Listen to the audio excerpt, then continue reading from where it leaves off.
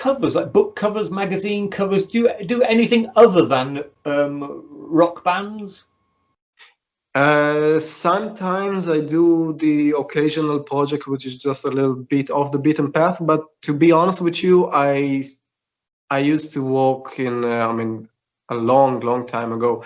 I used to work in an advertising company, and I used to work on like national campaigns for commercial companies like, you know, Toys R Us or Nissan, Visa. And then I would come back home late at night at like 8 or 9 and start working on album covers for heavy metal bands, because this is the stuff that was always my personal passion.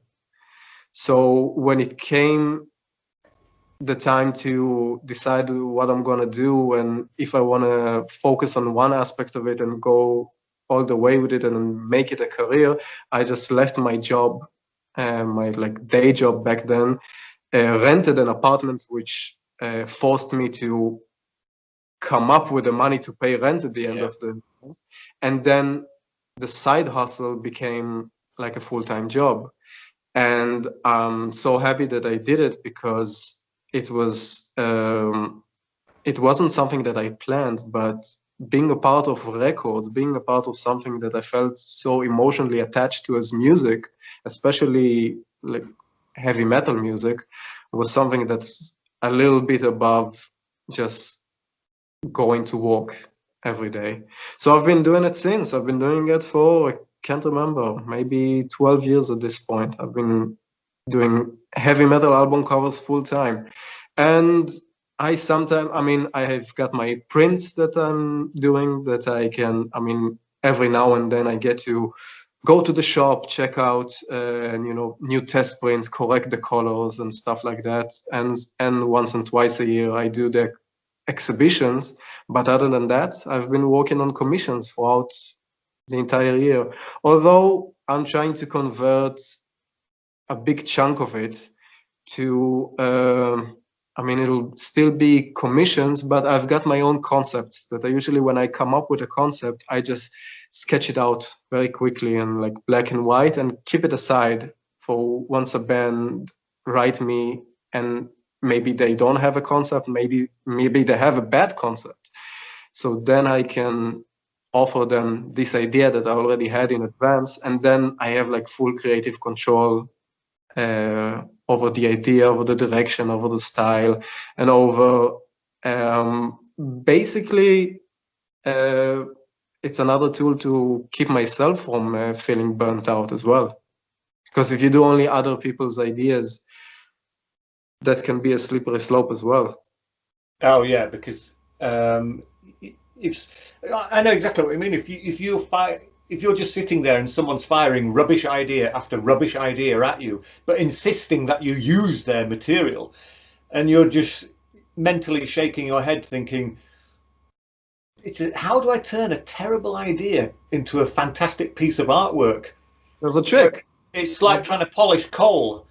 It's tricky, you know, and you just hope that somehow you can pluck a masterpiece out of the trash. I mean, I'm a big admirer of Frank Frazetta, if you're familiar with him. He's, I mean, have you seen any album cover by Molly Hatchet? Oh, a long time ago. Okay, he's the one who did all of the original stuff. And he's amazing. And one of the things I really admire about him is the fact that I hate his concepts. I mean, he would illustrate like straight up fantasy, I mean, dragons and swords, etc. and stuff that doesn't do anything for me personally. But his artwork is so amazing to me that it actually amplifies the impact and how much I admire the guy, because I mean, even without feeling connected to his concepts, it's amazing to me that his artwork is like so impressive. Oh. And I wish I could be an illustrator like him and just be able to, you know, polish a turd. Yeah. I can't. But usually when bands come to me and they have a bad idea, after a while, I figured that bad ideas are bound to be repeated. So if a band has a bad idea, usually it was used before. Right. So I've got a pretty good visual memory and I can remember tons of album covers I've seen throughout the years. So I just send them a bunch of other album covers that are like, here, you see, Uh, some bands have already used it. So without, insulting them, saying this is a bad idea, you're stupid to even think it'll end up looking good. I mean, you show them that it won't benefit you, it won't benefit them, it won't benefit the album cover if we just repeat the same stuff that everybody else has been doing. Yeah. So let's try to break it down to the most basic elements. Let's go through the lyrics, let's go with the album title, and maybe tell me a little bit about what drove the creative aspect of writing this record for you. I mean, emotionally, or what happened in your personal life during when you wrote it, and then we can just break it down to stuff that's going to be so basic that we can feel the essence of the record in it, and then try to find like an original, unique motive and concept and idea that will grasp it. And I think usually when I work with album covers, I say, I mean, there are good album covers that are dark, there are good album covers that are very bright, there are good album covers that are very minimalistic, and there are great album covers that are very detailed and elaborate. But the one thing I try to keep is memorability and originality. I mean, those two, I think, are stuff that you need to apply regardless of the piece and regardless of the style. So that's another thing that helps me come up with concepts, because I'm very much like storytelling based. When I came up with the idea for Ghost of Orion, it was basically it was like writing a short story, because you need like a couple of paragraphs to explain what's going on the album cover, and then usually I just get late at night. I get I get to see the full finished visual in my head. But then it becomes like an uphill battle, because you're trying to chase that like perfect vision that you had in your imagination, and you can never chase it, and you can never like achieve it, because if fighting with your imagination is like trying to make a movie that's going to be better than the book. The book is always better because you're trying to fight with the imagination. It will always fill these gaps with just the perfect thing for you. This is why the book is always better. Yeah, definitely. Yeah, I fully agree with you there. We don't have much time left. I wasn't sure how long we were going to do this for. We're on half an hour, but I might edit little bits in and little bits out. Do you do band logos as well? No, I used to do them, but being a part of an album cover is something. I mean, I always had like a big place in my heart for album covers, and logos was something that I was just never very passionate about. There are bands with amazing logos, but it wasn't something that I felt like I've got to be part of this. Yeah, they're tricky, aren't they? Oh, for sure. Well, I think we may have come to the end. I don't think we've missed anything. Were you professionally trained? Did you go to university to do art, by the way? No. I've been doing it ever since I was a kid, and I took some basic lessons when I was like maybe 10 or 11, but that's about it. I've been busy working all this time, but maybe one day I'll get to take up on an academic course, and then I will just hate everything I did before. Oh yeah. Only see like the faults in it, which I always do. I mean, when you look at stuff you did like last month, you only see that stuff that you could do better. Yeah. That's one of the curses.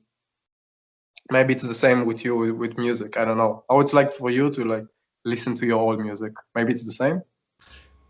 Well, actually, once we've recorded the songs, you can't alter them anymore. And so I'm at peace with that. I know that once they're committed, Yeah. that's the best we could do at that point. Yeah. We've got them as good as they can possibly be, and we couldn't improve them. So off they go. And when the CD comes back from the record label, you're excited to listen to it, because normally you've heard obviously every song, but in a kind of mixed up order, and you haven't got the artwork together. You know, when you get copies of the CD from the label, you're super excited, checking everything, checking no spelling mistakes, checking the booklet if it's a CD, and if you're lucky enough to do a gatefold album, you open this huge thing up and it's amazing.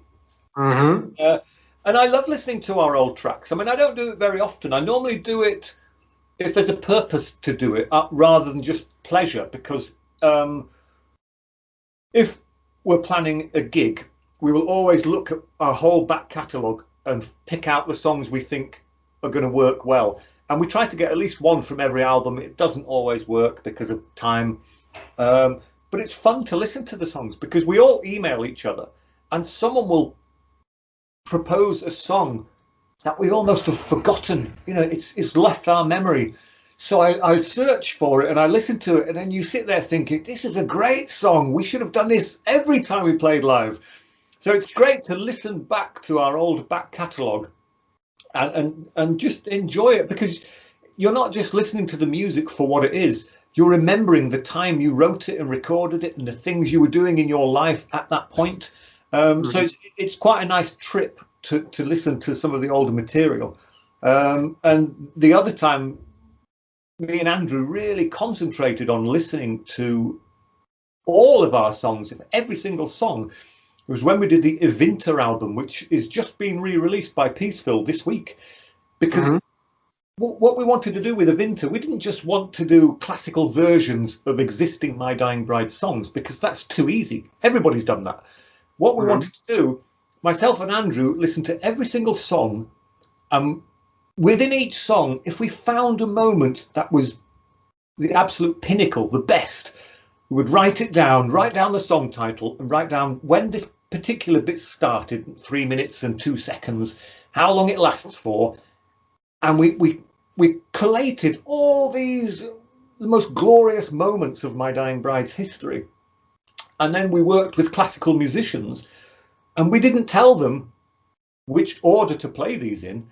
So we just said, right, here's a piece of music, and it's a piece of Turn Loose the Swans. And after this, here's another piece of music, which could be from a completely different album, and it's only 10 seconds, and play that. I didn't have a chance to check out Evinter. Yeah. And so it's filled with classical music, which you will recognize. That's which song is that from? Which song is that from?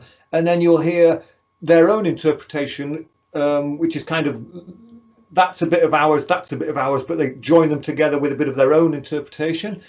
And you hear My Dying Bride and then some lovely classical music. Then, oh, that's a bit more My Dying Bride.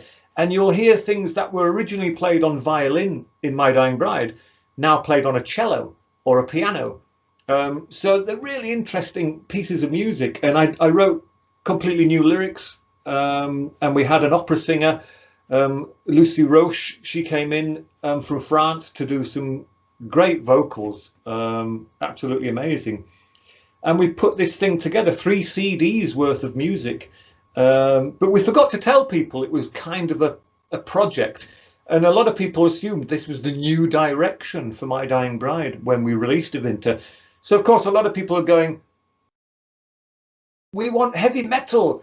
This is lovely, but it's not what we expected. And, you know... Now they're like, they're back. Yeah. Well, it was really a celebration of the first 15 years, I think, of My Dying Bride. So obviously we looked back at all those records, picked the best bits, recorded them with some classical musicians under the direction of Johnny Maudling from Balsa Goth and Cull. He's a wonderful piano player, and it all just came together nice. And what we left off that original Evinter release was a new version of The Cry of Mankind. I don't know why we left it off, but it's now on the new version, Someone found it in the archive somewhere. So the new Evinter contains this unreleased version of The Cry of Mankind with a different style of vocal, and of course it's all classical music, so it sounds lovely. So Wow. yeah, I do listen to My Dying Bride stuff sometimes, but I rarely throw a CD on of ours. If I'm cooking, I just I like listening to other people's music. I'm not going to torment my family with My Dying Bride 24/7. So yeah, it's just not my cup of tea. But yeah. When when I'm working, I don't even listen to music at all because I'm just such a monotasker that if I put on a record, it can go on repeat for like 5 times and I won't even notice it. Right. But Yeah. you mentioned the packaging before, and I think I just remembered that I think what made me pick out the first My Dying Bride record that I personally bought was because of the back cover. It was the back cover of Turn Loose the Swans, because I was so impressed with the thing you did with the typography. Right. It was like done, I mean, it was organically done. It was, I can't remember, I mean, how did you do it? There was no Photoshop back then. You would get these like clear plastic paper, and the letters were on them, and you would place them. You would place them on a leaf or on a light bulb or on anything. My imagination just ran riot. And then you would use the back end of a pen, and you just rub gently over the letter, and when you peel it back. Oh, as a kid, I used to do it in the 90s. Yeah, I remember it. Yeah, because otherwise, you can't print on a leaf, and you can't print on a burnt piece of wood, and all the other crazy. There was loads that I never used. The actual title, "Turn Loose the Swans," I must have done that on trees, animals, not animals, just all sorts of body parts. Just loads of crazy stuff until I settled for the ones that I settled for, and again, I had to photograph each one with non-digital photograph, obviously, because this was a long time ago. Then you send the photographs away, you wait 7 days, which we did back then, for them to be developed. Then they would come back and you would look at them, then you would cut pieces out with the scissors, and then you would make a montage or collage on the floor, and you would just arrange all these chopped up photographs, and then arrange different lights to make it look good, and then just constantly keep taking photos with different exposures, then move something a little bit, and then when the film is full, you send it off again, wait 7 days, and it comes back again, and it was a long process. But I thoroughly enjoyed it, and even the photographs of the band, each photograph contains 2 images of each band member. The red one, right? Yeah. So I originally took photographs of all the band members without their shirts on, so topless photographs. Maybe the back, maybe the side, maybe just a shoulder or a neck, and then sent them away. Except this time I got them returned, not as photographs, but as slides to go into a slide projector. And I hired a slide projector, I put the photos in, so I got a photo of Andrew's neck, and I would put it into the slide projector, and I would project it onto Andrew's face. And then I would have to stand to one side and then photograph his face with a picture of his neck on his own face. And again, this was a long process. If you see the last Metallica record, they did exactly the same thing for the album. Really? Yeah, it's exactly the same process, but completely different result. And it's amazing to hear about it because, all of these, I mean, as you said, it was a long process, but it translated, I mean, I don't care about the tools. If you make it with old school photography, if you make it with a 3D program, whatever. But some of those tools forced you into experimenting. And experimenting is usually where happy accidents come about. Yeah. And stuff that people take as originality is a lot of the time is happy accidents and stuff that just came randomly when you were experimenting. But it was worth it, because when I saw that back cover, it just had like a certain atmosphere to it, and the front cover as well. Because I knew when I went to the record shop, I was looking for my Dying Bride album, because I think the first time I heard you guys was on Tommy Vance's Friday Rock Show. Oh, really? 96, 97, it became, because it was on the radio, but we didn't get it back in Israel. But then it was converted into a TV program on VH1. And that we did get. And I must have seen one of your videos over there, because that was like basically my only outlet to discover new music back then. I was like 13, 14 at the middle of the 90s, and my dad got me into hard rock with Deep Purple, and I mean, Made in Japan. I probably played that album for like months, repeat. And then I went out and discovered like Metallica, Megadeth, and Iron Maiden, just because of Beavis and Butthead, which, like, as a 13-year-old kid in the 90s, that was like how I found out about new bands. Then I played those bands for maybe a year straight, until I discovered the Friday Rock Show with Tommy Vance. And then I got like a whole bunch of new music, and I can't remember which video of yours was it. It could have been The Songless Bird, but who knows?